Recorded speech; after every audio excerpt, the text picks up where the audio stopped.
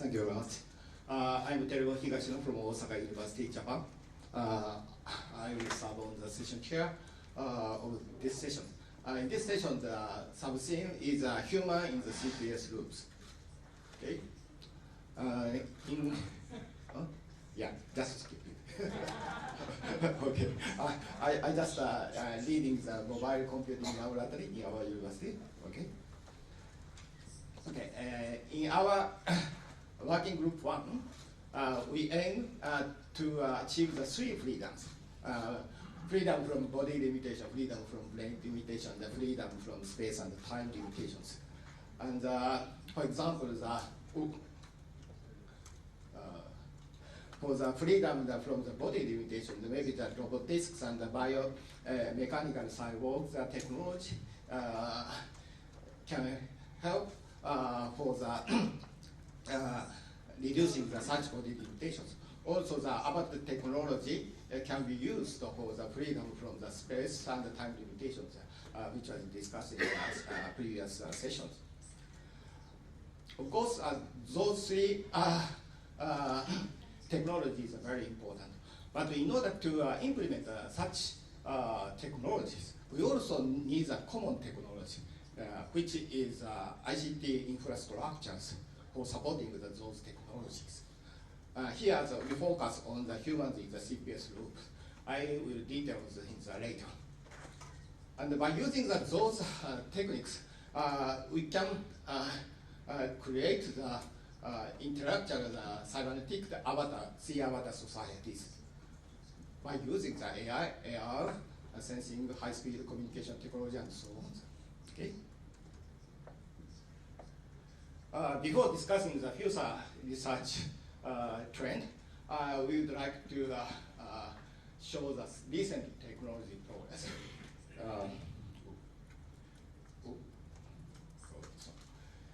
Especially for the common technology, there are several technologies. Of course, cognitive science, cyber physical system, IoTs, the high-speed networks, and so on. So, by using those technology, maybe we hope we can freely move in the city and interact with the friends and the people around and enjoy the daily life. It's a simple hope, but its realization is a rather challenging process. Suppose that if you go to the soccer World Cup games by using the avatars, more big games about in the soccer stadium, maybe 100,000 people come to the soccer stadiums. So in order to provide enough videos and enough circumstances, maybe we need a huge amount of the bandwidth of the communication networks. Otherwise, real audience can enjoy the soccer game. However, the avatars cannot enjoy it. I think it's not so good. Okay? So, in order to achieve the freeness from the limitation of the body, brain, space, and time, we need interaction, especially the city scale, the ICT infrastructure, where the humans are in the CPS loops. As you know, CPS is a cyber physical systems.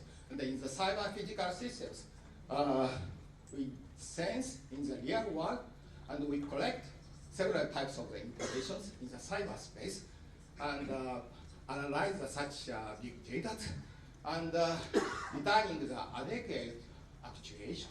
This is a cycle of the cyber physical system. However, here in the sensing in the real world contains not only the collecting the environmental information, but also the collecting the human behavior and mobility information. Otherwise, we can not provide enough information to the avatars. Okay?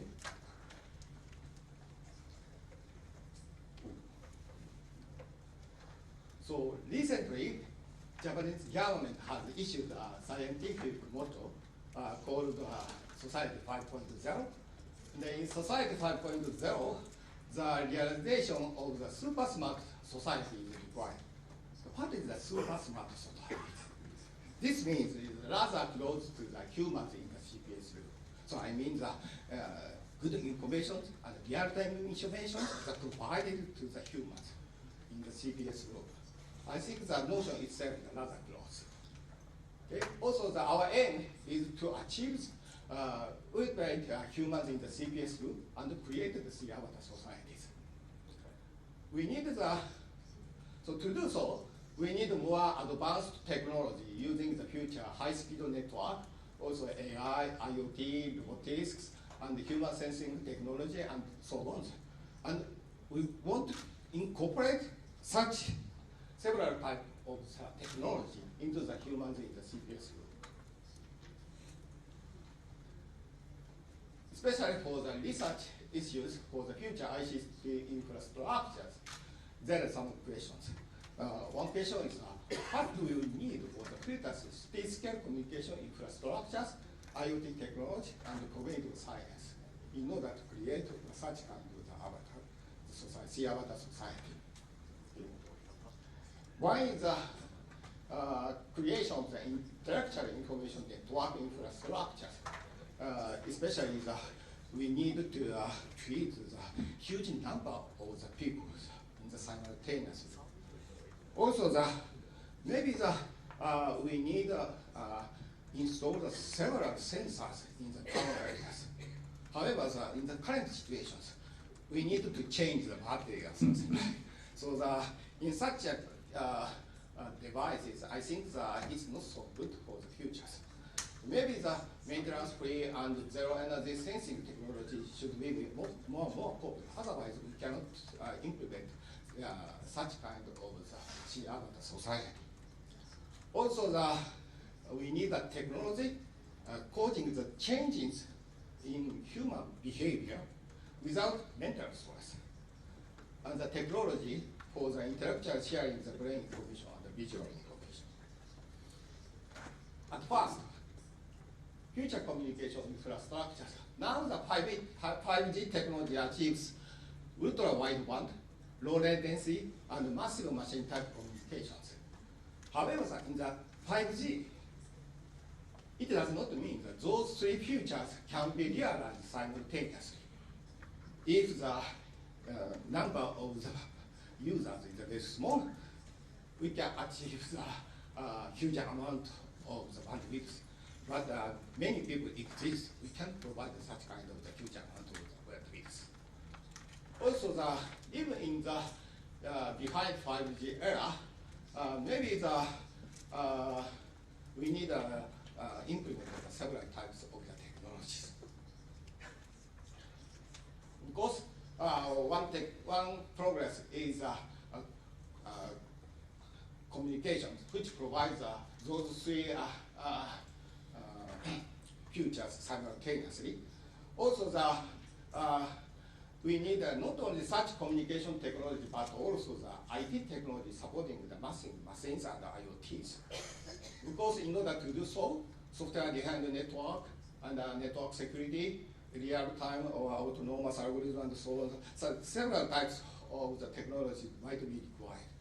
Also, the edge computing-based ICT platform connecting such kind of the massive IoT device should be realized in the town areas. Of course, we just skip the details, but we need to consider privacy or privacy problems. Such kind of the topics discussed in the working group 7. Anyway, we need to consider several types of the technology. Also, now you might know IBM's Watson AI machines. It's a little bit expensive. However, in 240 or 250, maybe such kind of the similar AI ability is just used in your laptop. And several such kind of the AI machines are allocated in the town areas. So we also need to consider the AI networks. How we can use such kind of the many AI machines. How can those AI machines should collaborate with each other? Such kind of techniques can provide the town scale ICT infrastructures. Also, we need to develop technology for intellectual sharing of brain information and visual innovations. Okay. Also, we need the maintenance with zero energy sensing technology. Usually, the sensing is micro order, but wireless communication is milliwatt orders required. So power consumed ones. Recently, backscatter or wireless power supply is the technologies developed. Maybe in 2040 or 2050s, much more intellectual technology might be used for reducing the energy of the IoT devices. Also, we also need several types of technology causing the changing the human behavior without mental stress and so on. We just skip the details because we just time is too much consumed. Okay. So next, we just ask the Dr. Ken Calvert to give a talk. Dr. Calvert, okay, is Division Director of the US NSF. He is an expert of the network and the network security. I hope he can provide several issues related with these topics. Thank you, Higashino Sensei. And thank you for the opportunity to be here and to take part in this very interesting symposium. And I salute JST for having such an ambitious, audacious even goal as is described here. So I am the Division Director of Computer and Network Systems. I'm a networking guy, as Teruo said. I'm going to talk about some programs that we have at NSF that are related to this. They're not necessarily looking towards 2050, but they are things that are happening now that seem to be related. I should say that when I put this together, I wasn't aware of the topics of the other working groups. So some of these will point, as has already been done, towards some of the other working groups. But when I heard about this, I was trying to think about how to approach this. I thought, well, okay, if I project back, I'm old enough to remember 1980 and what things were like then, and 1990, and there are some things that were maybe foreseeable that we have today. The technological advances in terms of price performance of computing and all the things that represents, including the digital signal processing and edge computing and the whole infrastructure that makes this possible, makes it possible to carry around this computing, which is much more powerful than what we called a mini computer in 1980. That kind of thing was somewhat predictable based on Moore's law and things that we knew then. I think the things that were less predictable were the changes in society, the fact that data is being collected about all of us pretty much all the time now, and it's more and more concentrated in the hands of a few actors, and all the consequences that go along with that, both good and bad. And somehow the fact that information is so widely available means that all kinds of information is available. Some of it's trustworthy and some of it's not. And so that has implications that I think need to be taken into account when we think about avatars, okay? I want to mention something at the beginning here that NSF, the U.S. National Science Foundation, has 10 big ideas, okay? These are themes that we use to organize some special programs. There's about $30 million a year dedicated to each one right now. And one of those is called The Future of Work at the Human Technology Frontier. And that's probably the one that's closest to the theme of this Moonshot. It's about building the human technology partnership, augmenting human performance, and illuminating the socio-technological landscape, and also fostering lifelong learning. So all of those themes I've seen repeated in the working groups around here. Right now, the focus of this effort is mainly on cyber learning and on workforce development and the implications of AI and new technologies on that. So what's it going to take to achieve these targets of C-avatar capitalism and C-avatar life? Well, obviously a lot of innovation, a lot of discovery about how the brain works, new materials, as described in your white paper, a lot of engineering about building the thing, but also I want to emphasize the need for capacity to make the things happen. And some of the things I'm going to talk about have to do with building capacity, because that's part of everything we do at the National Science Foundation, both people and infrastructure. And then finally, I want to mention trust, and I'll say a little bit more about that at the end. And it's come up a little bit in the last session also, and I think it will be important going forward. And then one more thing is I think we should learn to expect disruption to come from unforeseen directions. It's always the disruptive thing always comes out of left field, as we say. So we should just be ready for that. So the U.S. administration has published research and development priorities, and many of them are focused on what they call the industries of the future. And I'm going to talk about 3 of those here, which I think are very relevant to the C-avatar target of this working group. So the first one is AI, of course. AI is everywhere, and it's still growing.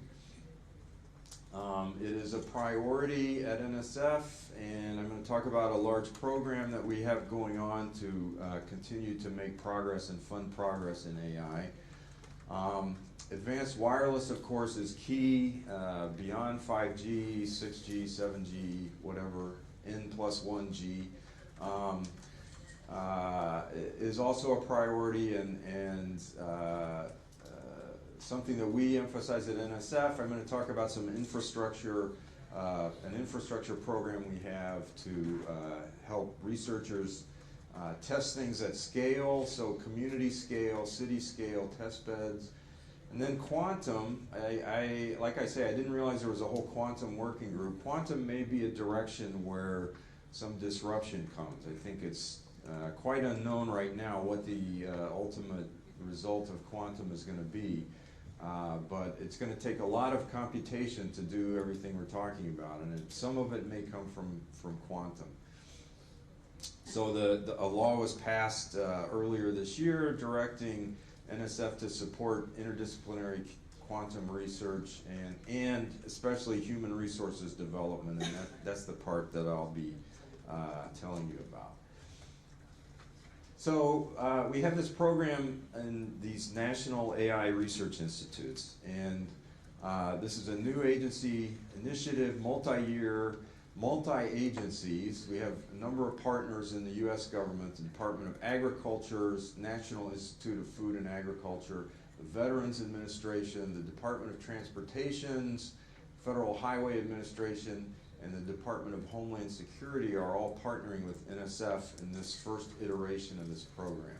And the goal is to significantly advance research in AI and accelerate the development and deployment of transformational innovation, and also to grow the workforce of AI researchers and practitioners, and to create these nexus points, coming together points for universities, federal agencies, and industries to meet and to collaborate and partner on the problems that face us. Partnerships is a big emphasis of this. I should say that JST has been a longtime partner of NSF, and we value that partnership very much. I believe an agreement was signed earlier this year by our director, Dr. Franz Cordova, and for continuing that collaboration. But the AI Institutes is a $120 million program this year, so this is as big as anything else that my directorate, the Computer and Information Science Directorate, is doing. It's up. These proposals will be for institutes that are up to 5 years, 4 or 5 years, $4 or $5 million per year per institute. We expect to reissue this funding opportunity in the future. Again, we will fund up to 6 institutes in this first iteration. So a little bit of background on this. Earlier this year, the National AI R&D Strategic Plan was issued, and the first priority in that strategic plan was to make long-term investments in AI research, and that's what these institutes are intended to be. Long-term research, large projects that give researchers the freedom to take a long view and spend a lot of time on ambitious objectives.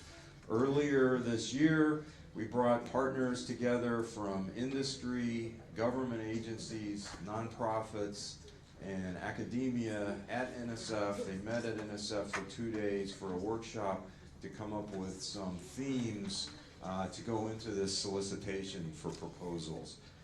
And so some of those themes that were discussed were that the challenges that we face demand multidisciplinary, and I think this working group is a great example of the multidisciplinarity of the challenges. We call it convergence at NSF, where you bring researchers together for a longer period of time. They learn to speak each other's language. They become multilingual, so to speak, and they really understand each other's ways of talking about things and are able to work together better.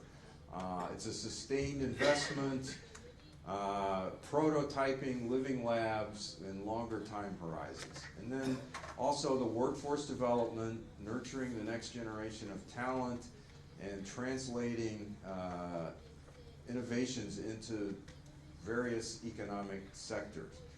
And this last bullet, addressing both foundational and use-inspired opportunities, I'll show on this next slide. So the foundational aspects are these horizontal aspects: fairness, accountability, transparency, trustworthiness. Foundations of machine learning, the fundamental theory of machine learning. And then these cross-cutting aspects of safety, security, and privacy. So these are independent of any particular application domain, but we also want to have use-inspired research, research based on real problems from the real world in various sectors, from transportation, agriculture, healthcare, and then science. Physics is one of the themes, education and workforce, development of new materials, etc. So those are the focal areas in the current solicitation. And these are the partners listed that are partnering with NSF on this.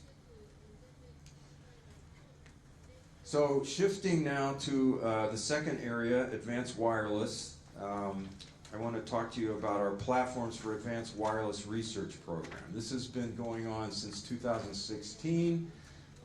It's basically a $100 million program to stand up city-scale wireless test beds to enable researchers from both academia and industry to try out advanced wireless concepts in the real world, in the wild, on a scale larger than anyone could do in a university lab or even in a single company lab. We have more than 30 industrial partners in a consortium that have pledged $50 million out of that $100 million in cash and in-kind contributions, ranging from devices to cell towers to engineering expertise. And you will see many familiar names, I'm sure, in this list of companies from across the wireless ecosystem, from device manufacturers to infrastructure providers to service providers, and even software providers like MathWorks.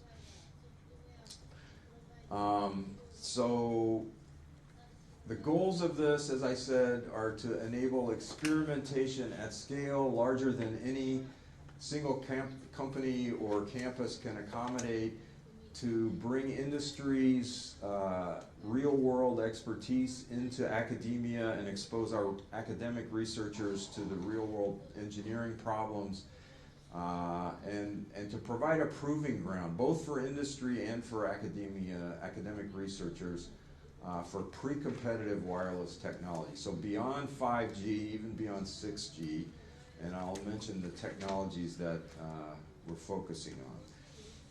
So we have 3 platforms awarded. One is called Cosmos. It's in Upper Manhattan. I'll show you a map in a moment, and it's focusing on millimeter wave, optical cross-haul. They have a very nice fiber backbone that runs down Manhattan to a data center. And all of these platforms feature advanced software-defined radio technology. The second one is in Salt Lake City, Utah, at the University of Utah. It's called Powder, and they are focusing on a massive MIMO, that's multiple input, multiple output antenna technology. And that technology is actually provided by the Rice University in Houston, but they are partnering with folks at University of Utah. And both of those 2 sites have been designated by the U.S. Federal Communications Commission as the first 2 official innovation zones. An innovation zone is an area where researchers can make use of licensed spectrum by notifying the primary user, the primary assignee of spectrum, and they can run experiments with that as long as the primary user doesn't object. So we're very proud of that accomplishment, that the first 2 innovation zones are our 2 test beds. The 3rd award was announced this summer. It's called AirPaw, for Aerial Experimentation and Research Platform for Advanced Wireless. It's in North Carolina. It's a partnership with North Carolina State, Renzi, a couple of towns in North Carolina. And their focus is on unmanned aerial systems as part of the wireless infrastructure, and also the interaction between wireless technology for controlling the unmanned aerial system or drones.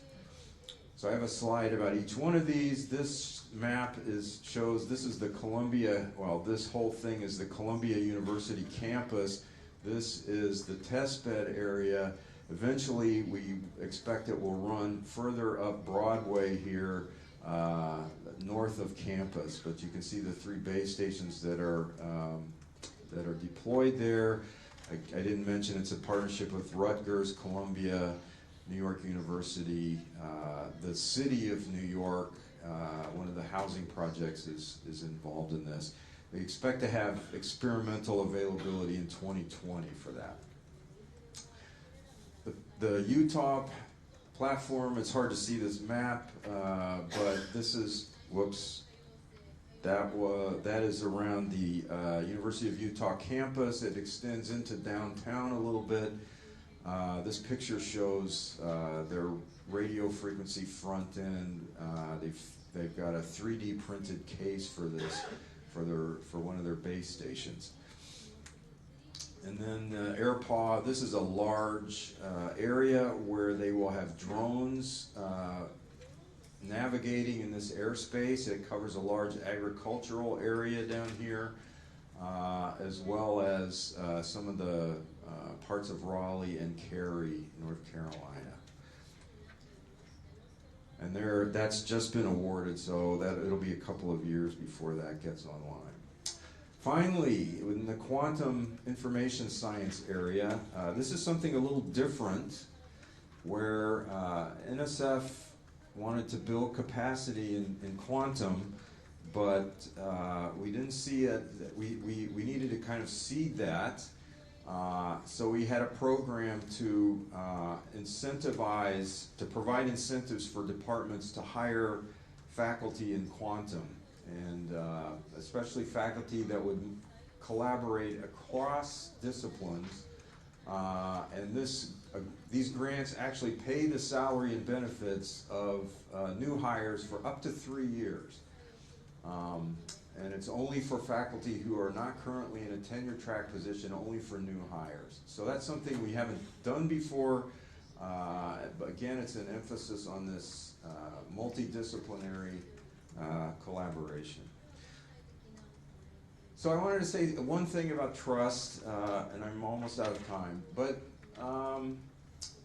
you know, in order for this to work, people have to trust the infrastructure. It has to be robust and reliable.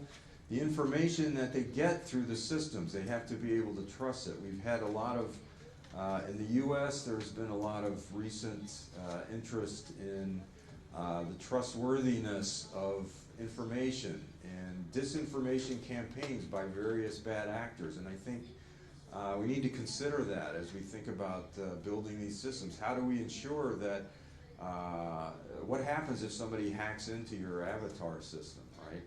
And one of the challenges there, and I think we're already seeing that, I think that's already part of what we're seeing with disinformation, is that the way we decide who and what to trust is really very much based on our face-to-face interactions, right? That's kind of what those mechanisms are developed for. And when we remove those kinds of interactions, we have to come up with different ways of deciding what's trustworthy and what's not. So I think that brings me to the end. And I just want to say, domo arigatou gozaimasu.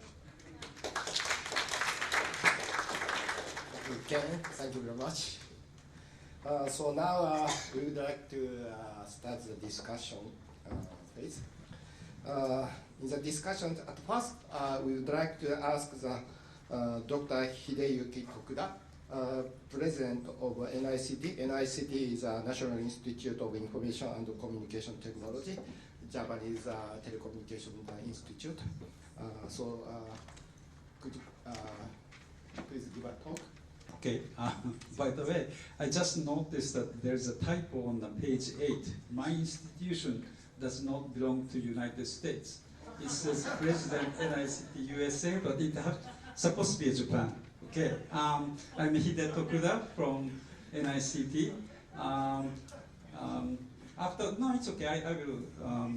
So Higashino sensei gave me 10 minutes, so I quickly summarize some view on the communication aspect in C-Avatar society. So first question, I think one of the challenge is social infrastructure have to be changed in order to support the C-Avatar. In Japan, we were very famous about Society 5.0. So my first question is something like this. Is C-Avatar society, Society 6.0? So answer is, of course. What happened to the communications in C-Avatar society? In terms of business side, we need to create avatar industries in many aspects. In this picture, you can see fishing industry or enterprise and many aspects. And for everyday life, I think people are curious about this cybernetic avatar life. But I think it's very important to creating, let's say, everyday life with C-Avatar. Means you may have new services, or you have a new job, or a new working environment, and many new social aspects will appear by using C-Avatar. That's our hope in some sense. So then what kind of communication technology we need? There was a question already in the previous session, but a bit of history. Back in 2013, this is a clip from the newspaper. Robots let doctor beam into remote US hospital. So this is one of the doctors actually working with this robot. Okay, this is 2013. Back in 2010, my previous university, Keio University, had some kind of system called the robot-in system. It has a Segway base. It consists of Segway base and AR marker, camera, PC, and motion controller for manipulating this let's say, avatar, what we call the robot in. And then the things you can do is actually you can look around the conference location, or this case was the event where students are presenting their research result. So let me show you how we can operate. Here you can see two cameras, right, facing to the PC and printers. What we would like to do is from your office, you would like to give a presentation on that display. In a traditional model, you have to manipulate the arm of the avatar to change the display or set the display and so on. But this is before IoT. We were using actually QR code. So in a C avatar life environment, I assume every object will be connected to the network. So by touching the QR code, you can get some kind of menu. What we want to do is we would like to submit my slides from my PC to the remote display over there. So this is yet another way of interacting something in a C avatar world. You don't need to turn on the actual physical device. Maybe you can manipulate through this augmented menu. Okay, so this you can see the new slides appearing on remote display. But anyway, so that's one example. At that time, we were talking about something called cyber-physical coupling. So far, many presenters talk about one-to-one relationship between human and avatar. So this picture indicating one-to-many or many-to-many coupling between the physical object and then some object in the cyberspace. Because of the time, I have to be very quick.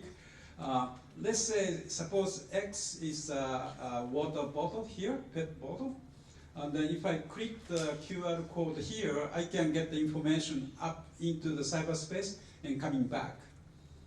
If X is a location in, say, like a Tokyo station, Y is a Nihonbashi, you can find out the path from Tokyo station to the Nihonbashi. It's a physical path. Okay? These are kind of coupling between the object in the real space and the object in the cyberspace. Some company nowadays called the digital twin. Digital twin means only one-to-one kind of tight coupling, or we call it strong coupling. But in a C avatar world, we may need a one-to-many coupling, not strong coupling, maybe weak coupling, or whatever. So strong coupling or weak coupling, or one-to-many or many-to-many kind of coupling have to concern. Okay, then let me jump into the communication infrastructure for Society 6.0, namely C avatar world. Already Ken mentioned about the US effort, it's called the POWER. I wish we can spend $100 million for next generation wireless research and development. But here, there's some, I will mention about technical trend in beyond the 5G, or Ken mentioned N+1G, we call the 6G. Okay, so main focus would be terahertz communication.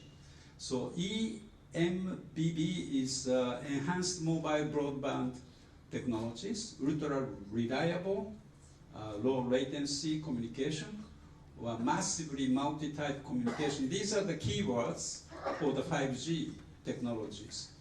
But back in 2016, already our researcher in Japan, namely in NICT, proved that by using 300 gigahertz, means 0.3 terahertz, we can achieve up to 100 gigabit per second communications.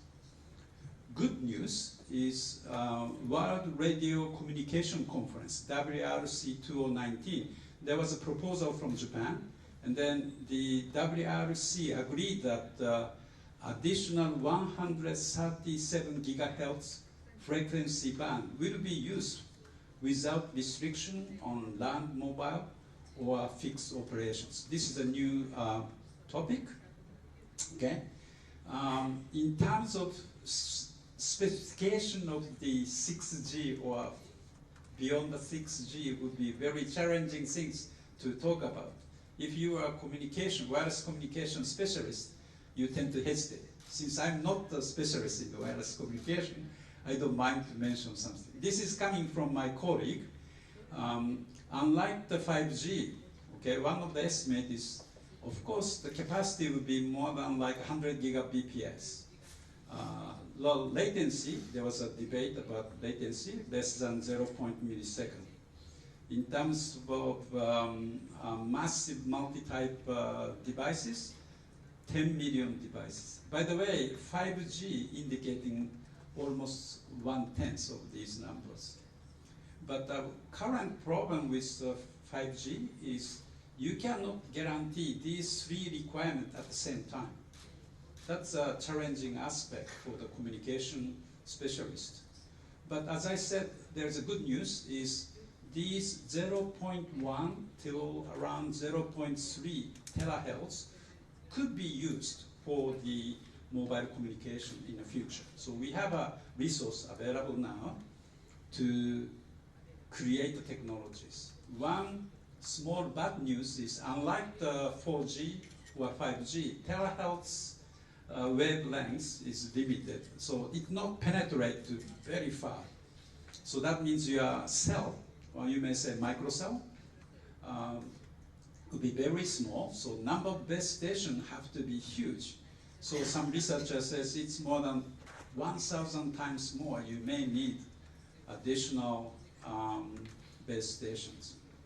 Okay, so these are the one aspect. Another aspect, because of the time I have to skip this, but not only human to avatar communication through the conventional devices, we should think about communications through the brain, because one of the challenge we mentioned is the people who has a handicap or some kind of physical disability should be able to communicate with your avatar. So one of researchers in NICT has this kind of pictures. So this is on the way to the actual system, but there is some good news is, unlike the first generation, the sensing point is increasing up to like a 4,096 channel. It's a lots of multi-point measurement system compared to 100 channel before. So these are the ongoing activities. Last mention I would like to say is already some people ask or mention avatars in extremely environment. Supporting human in the CPS loop is very important, especially if the remote environment is extremely under extreme condition. So I have a picture like that. One example, maybe group 3, working group 3, may talk about like use of avatar in deep space.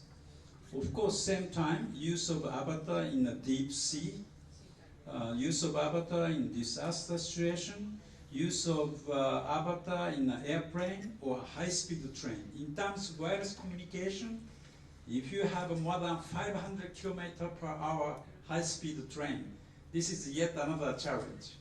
Okay, if you cannot deal with this kind of reliable, safe and secure communication with avatar, avatar looks like this.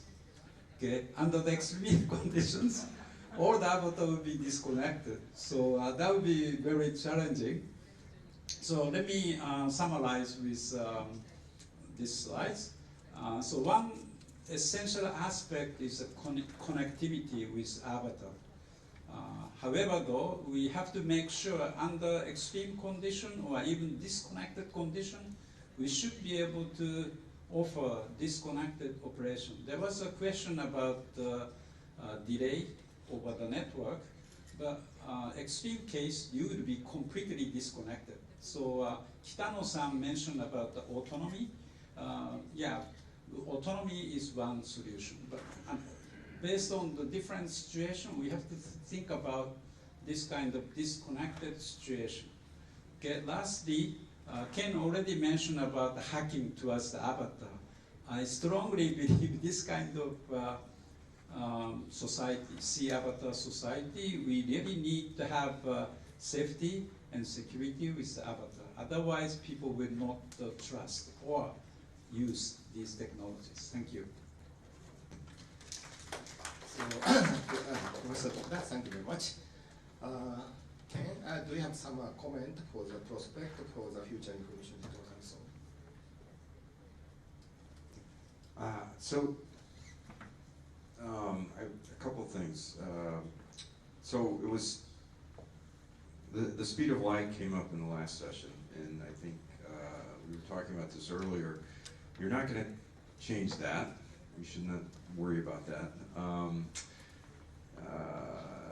But I think it will, so you will have to be able to predict, and I think AI, that's where AI comes in to help you predict the future. And actually, someone made an interesting observation in the last session about being able to predict, said they've been able to predict behavior for the next half second. Well, that's plenty good. You can get, I think, around the world at least once and maybe twice in a half second as the speed of light. So that's pretty good, and if you can do that, that can help a lot.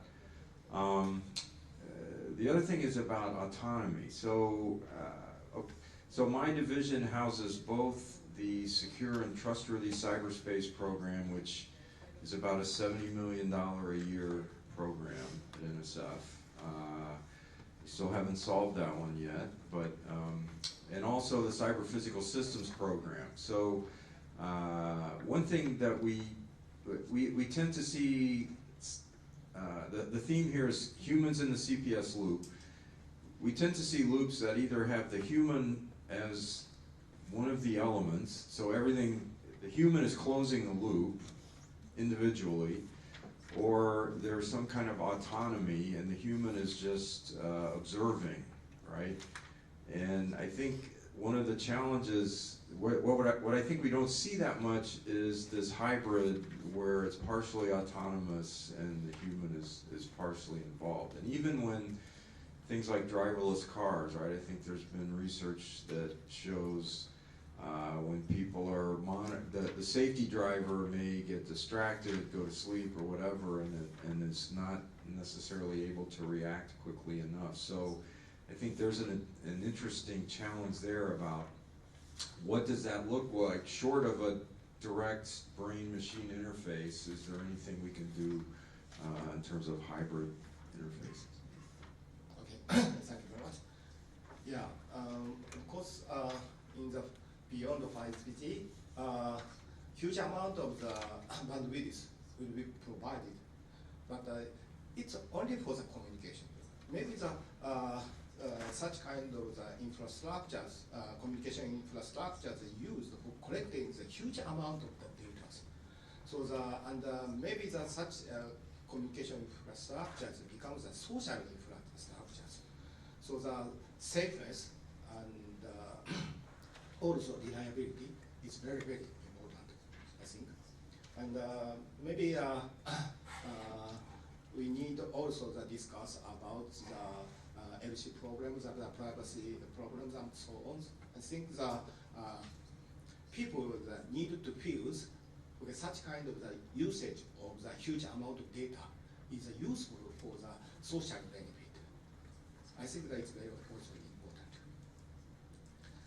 By the way, Professor Calvert explained about the city scale, the ICT infrastructures. The US just started several research projects.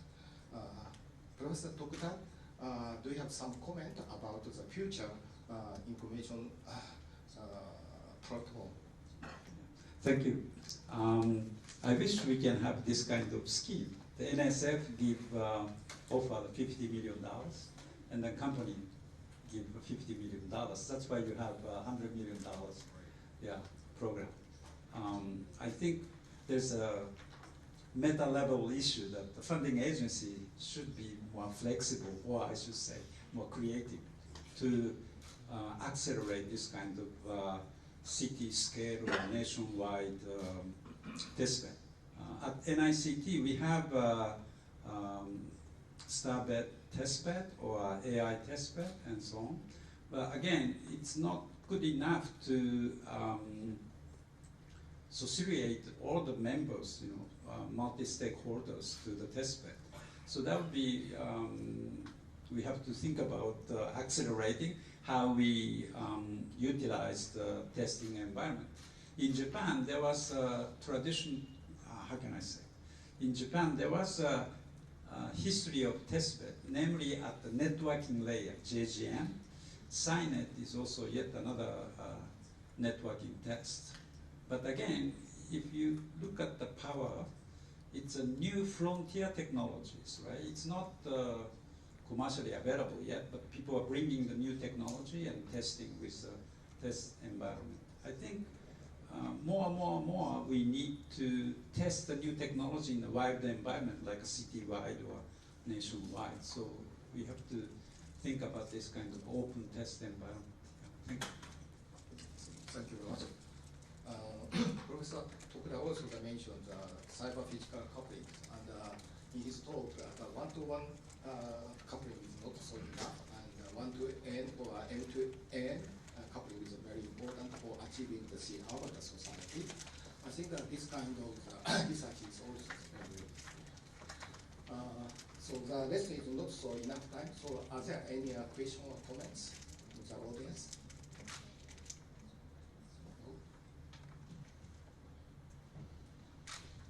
Could you use a microphone? Hi, I can speak. Okay. So thanks for this interesting aspect of the communication. What I was wondering if, related to communication, there is also some issue about identifying the avatar, like cyber. So to be sure that if an avatar comes in, is really connected to the person that is allowed to enter, or maybe some cyber attack can take the place of the avatar instead.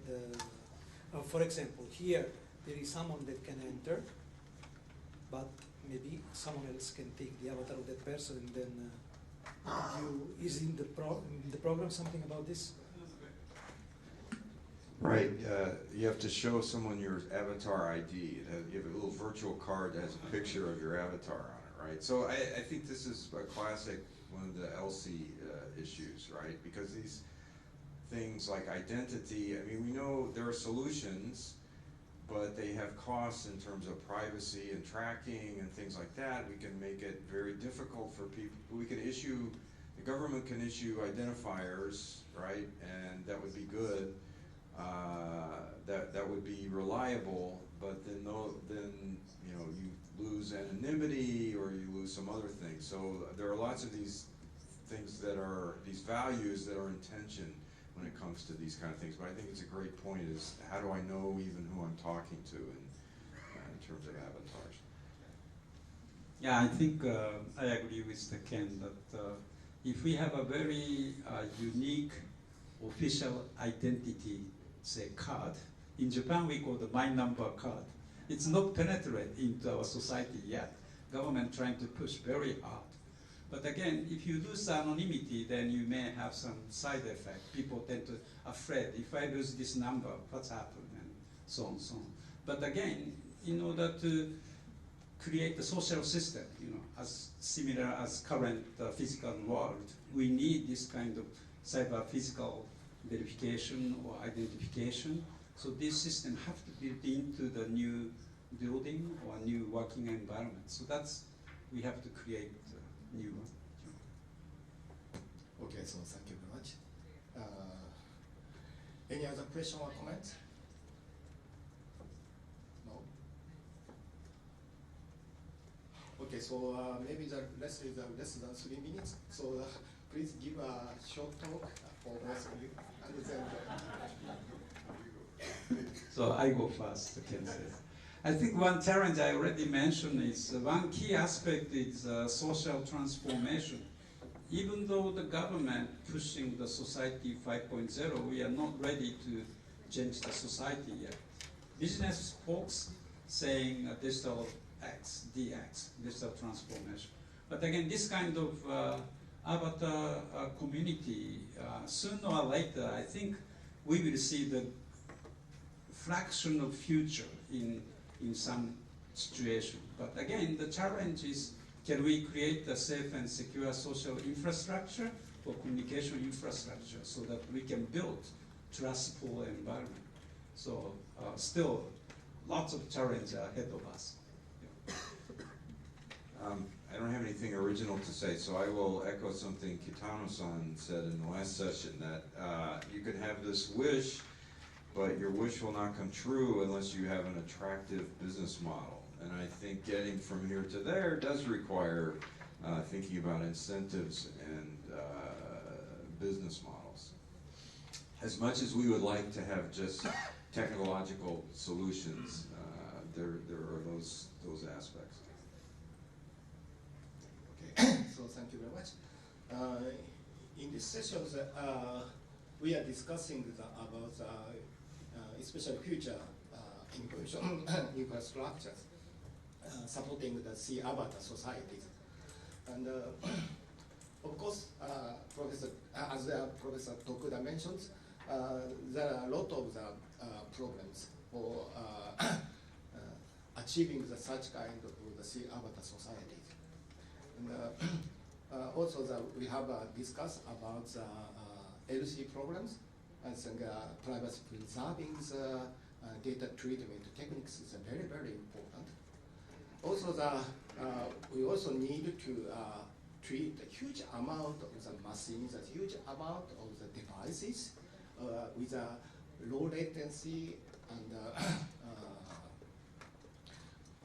with a high bandwidth.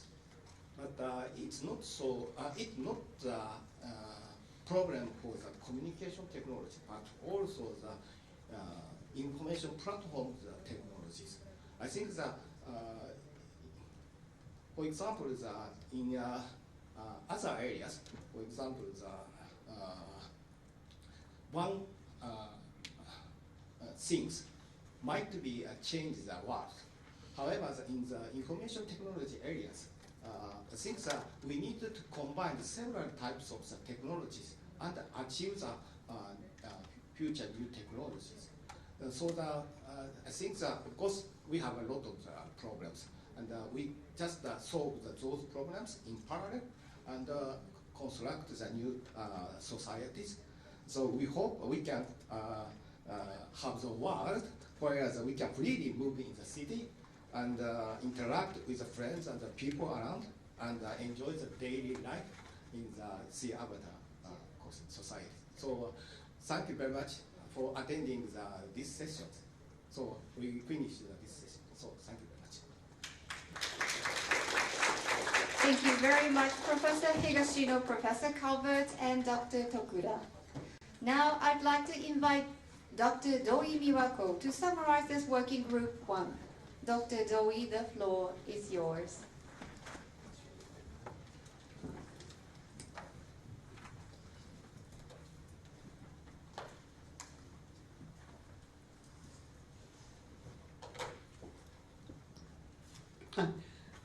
Thank you for discussion and with presenters and facilitators and commentators and questioners and from the floors.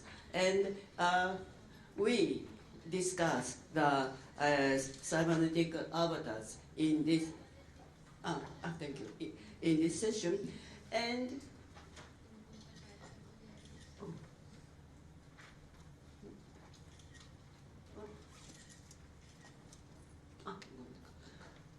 And our vision is a symbiotic diversity society 2050, and so this is beyond the society 5.0. So Dr. Tokuda said this is society 6.0, and we call another word in the cybernetic avatars society. So by we want to do, and by 2050, and we want to realize these societies in which human beings can be free from their limitations of body, brain, space, and time with harmonious empowerment. So in this society, we will be enjoying our daily life using the cybernetic avatar technologies, and maybe may offer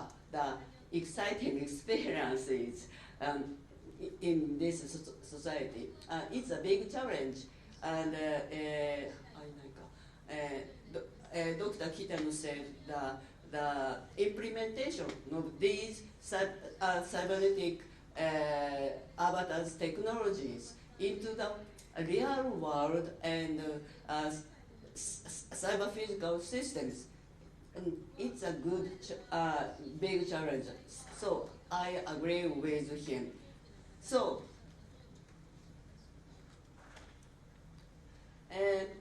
today we will discuss the cybernetic avatar society from the 4 points. The first point is freedom from the body. Second point is freedom from the brain. Third point is freedom from the time limitations and space limitation. At last, and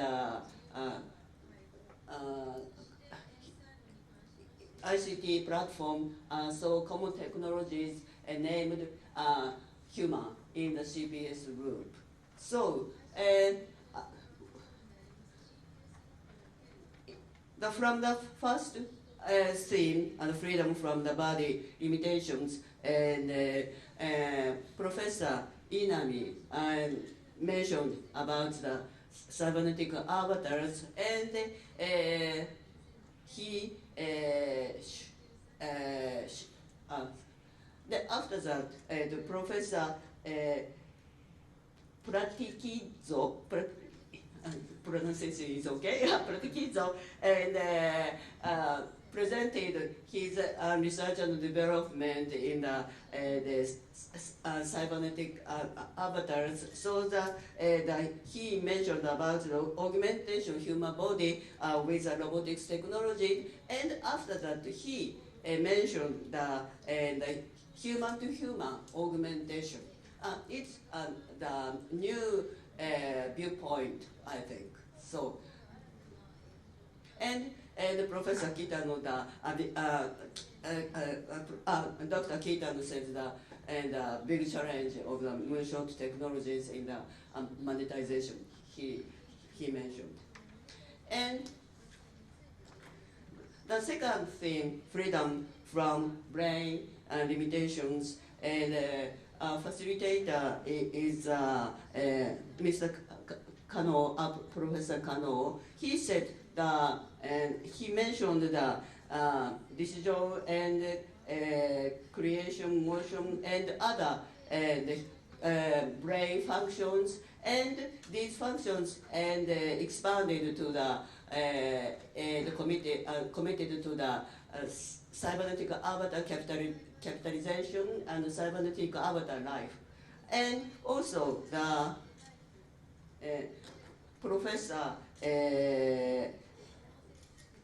Watanabe mentioned the using the MRS, magnetic resonance spectroscopy, and elder person augmented to become maybe super old individuals. It's a revolutionary research result, I think. So after that, and the commentator, Professor Hagita, said that question to the Professor Kano, and so these our avatar, cybernetic avatar capitalization and cybernetic life can create new brain functions. It's another new point of this area, I think. The third thing, and freedom from space limitations and time limitations. Dr. Kitano said the capitalization, and in order to how to create the cybernetic capitalization into the society. And presenter Dr. Rock from X Prize, he introduced many X Prizes projects, and after that he mentioned about the applications. So, and Professor Inami and introduced the virtual conference. So maybe the next Moonshot program will be held in the virtual conference using cybernetic avatars. It's a big challenge. So from Professor Inami, I think.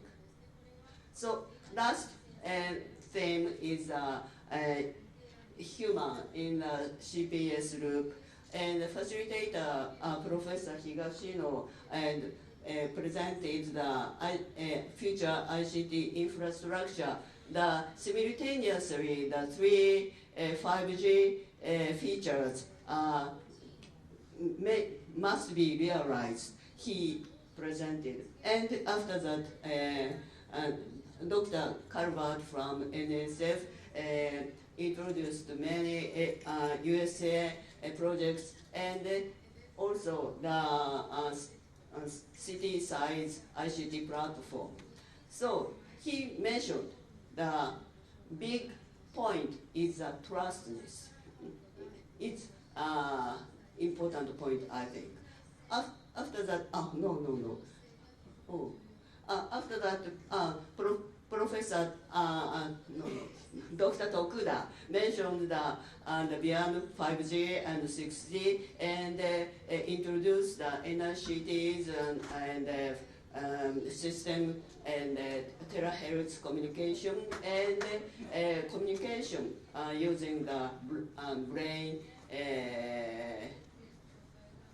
brain model. And so we discussed, and our goal is mentioned, noted in the initiative report. I introduced our conclusion. Our Moonshot goal candidate is by 2050, a realization of society in which human beings can be free from their limitation of body, brain, space, and time with harmonious empowerment. And we set the two targets. The first target is a cybernetic avatar capitalization for diversity and inclusion. By 2050, we must develop the technologies and infrastructure to carry out large-scale complex tasks using combination of large numbers of avatars and robots that are operated by multiple persons. And another target is a cybernetic avatar life by 2050, when anyone willing shall be able to augment their physical, cognitive, and perceptual capabilities to the level of the best experts of selected domains. It's a goal. So we have the goal, and but we must solve these technological issues, and also we must solve we must create the ICT infrastructures and human in CPS group, and also we must act for the standardization and discuss the LC and economical issues with other working groups, for example, the Working 7, and for the for technological issues, and we must collaborate with Working Group 3, AI and Robotics team. So we must challenge this Moonshot goal. Thank you very much.